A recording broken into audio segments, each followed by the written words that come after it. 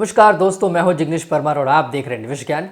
आज इस वीडियो में हम एनएफओ रिव्यू करने वाले हैं बड़ौदा बीएनबी परिबास के Baroda BNB Paribas dividend yield fund के बारे में। तो ये एक ओपन एंडेड इक्विटी प्रकार की स्कीम है जो कि इन्वेस्टमेंट करने वाली है डिविडेंड यील्ड स्टॉक्स में। तो ये एनएफओ ओपन हुआ है 22 अगस्त 2024 को, क्लोज होने वाला है 5 सितंबर 2024 को। और ये स्कीम यूनिट अलॉटमेंट्स के 5 बिजनेस डेज के अंदर कंटिन्यूस परचेज के लिए रीओपन होगी। अगर आप इस एनएफओ पीरियड में इन्वेस्टमेंट करते हैं तो आपको 10 रुपए एनएवी के हिसाब से यूनिट्स मिलेंगे। तो दोस्तों, इस एनएफओ रिव्यू की जानकारी अच्छे से समझने के लिए इस वीडियो को अंत तक देखना बेहद जरूरी है और ऐसी ही जानकारी लेते रहने के लिए इस चैनल को सब्सक्राइब करें और बेल आइकन प्रेस करना बिल्कुल ना भूलें। तो ये शुरू करते हैं। दोस्तों, सबसे पहले हमें समझना होगा कि डिविडेंड यील्ड स्ट्रेटेजी क्या है। इस स्ट्रेटेजी के अंदर ऐसी कंपनीज में इन्वेस्टमेंट किया जाता है जो अपने शेयर होल्डर्स को डिविडेंड पे करती है और ऐसी कंपनीज की स्टेबिलिटी अच्छी होती है, क्वालिटी बिजनेस होता है, स्ट्रॉन्ग फंडामेंटल्स होते हैं, हेल्दी कैश फ्लोज होते हैं और ग्रोथ प्रोस्पेक्टस होता है। मतलब कि ये सारी कंपनीज वेल एस्टैब्लिश्ड कंपनीज होती है। बाकी कंपनीज क्या करती है कि वो जो अपने प्रॉफिट्स होते हैं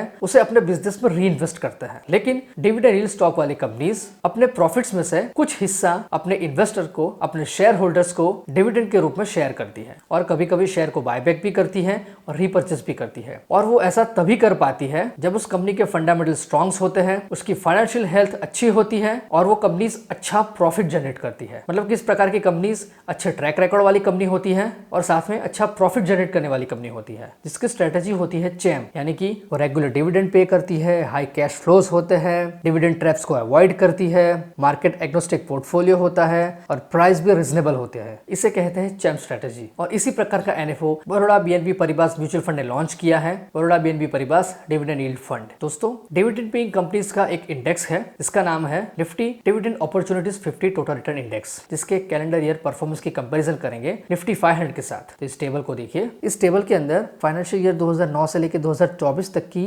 परफॉर्मेंस की कंपैरिजन की है। जैसे कि 2009 की बात करें, निफ्टी डिविडेंड अपॉर्चुनिटीज का परफॉर्मेंस था -34%, जब निफ्टी 500 का था -39%। फिर 2010 में डिविडेंड का था 103%, जबकि निफ्टी 500 का था 90%। उसी तरह से आप यहाँ पर पूरी जानकारी 2024 तक देख सकते हैं। तो इससे आपको अंदाजा लग सकता है। अब एक और रिटर्न की कंपैरिजन करेंगे निफ्टी डिविडेंड अपॉर्चुनिटी इंडेक्स के साथ निफ्टी 500 टोटल रिटर्न इंडेक्स के साथ। तो इस ग्राफ को देखिए। दोस्तों, इस ग्राफ के अंदर दिखाया है कि अगर किसी इन्वेस्टर ने अक्टूबर 2007 में 1 लाख रुपए दोनों ही इंडेक्स के अंदर इन्वेस्ट किए हैं तो जुलाई 2000 में डिविडेंड अपॉर्चुनिटीज का रिटर्न था 10.4 लाख, जबकि निफ्टी 500 का रिटर्न था 6.7 lakh.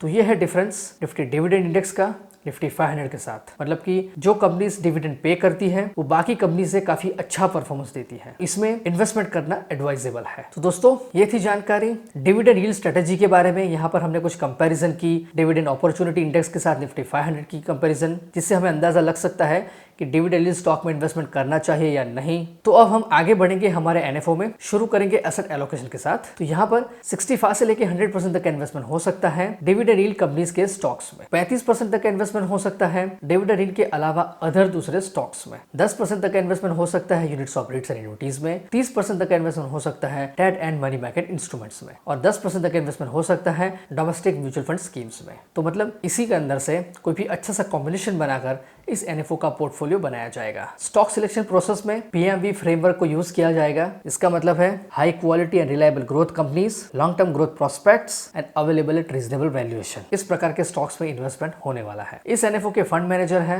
Mister Shiv Chanani and overseas संभालेंगे Miten Vora. Minimum application amount है 1000 रुपए और 1 रुपए के मल्टीपल्स में। एडिशनल परचेज भी आप कर सकते हैं 1000 रुपए और 1 रुपए के मल्टीपल्स में और मिनिमम रिडम्पशन भी आप कर सकते हैं 1000 रुपए और 1 रुपए के मल्टीपल्स में। और एसआईपी आप शुरू कर सकते हैं 500 रुपए और 1 रुपए के मल्टीपल्स में। यहाँ पर एसआईपी, एसटीपी, एसडब्ल्यूपी सारी फैसिलिटीज अवेलेबल है। प्लान एंड ऑप्शन की बात करें तो direct and regular, growth and income distribution come capital withdrawal, पे आउट एंड इन्वेस्टमेंट, सारे प्लान एंड ऑप्शन इस एनएफओ में इन्वेस्टमेंट के लिए अवेलेबल है। लोड स्ट्रक्चर की बात करें तो एंटी लोड एप्लीकेबल नहीं है। एग्जिट लोड की बात करें तो यूनिट अलॉटमेंट के बाद अगर 1 साल के अंदर 10% यूनिट्स को रिडम्पशन या स्विच करते हैं तो कोई भी एग्जिट लोड एप्लीकेबल नहीं है। लेकिन 1 साल के अंदर 10% से ज्यादा यूनिट्स को रिडम्पशन स्विच करते हैं तो 1% का एग्जिट लोड एप्लीकेबल है और 1 साल के बाद कुछ भी रिडम्पशन स्विच करने पर कोई भी एग्जिट लोड एप्लीकेबल नहीं है। स्कीम का रेगुलर प्लान का एक्सपेंस रेशियो रहेगा 2.25%। जैसे जैसे स्कीम का ईवीएम बढ़ता जाएगा एक्सपेंस रेशियो कम होता जाएगा। स्कीम का रिस्क है वेरी हाई। ये स्कीम 5 साल से ज्यादा टाइम पीरियड के इन्वेस्टमेंट के लिए सूटेबल है। टैक्सेशन रहेगा स्कीम का इक्विटी का और स्कीम में कोई भी लॉक इन पीरियड एप्लीकेबल